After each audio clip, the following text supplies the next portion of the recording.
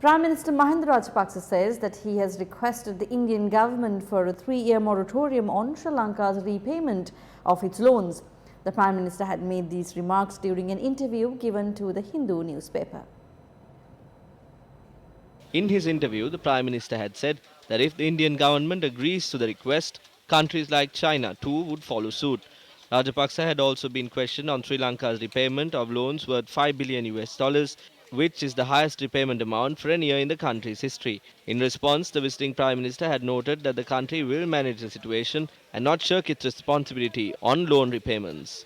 The Hindu newspaper had also raised questions on the Memorandum of Understanding signed between Sri Lanka and India in 2017. The Prime Minister had said that talks were not held with the Indian government on the Trincomalee port and that discussions had only been based on the LNG terminal in the eastern terminal of the Colombo port, in which India and Japan are joint investors.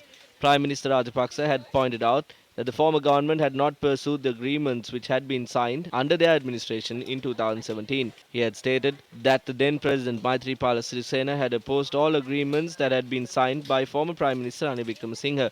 Rajapaksa had stressed that he will not bear the responsibility for such projects and that the Matala Airport project has also been removed. He had also emphasized that the government has a firm policy of not allowing national resources to be given to foreign control.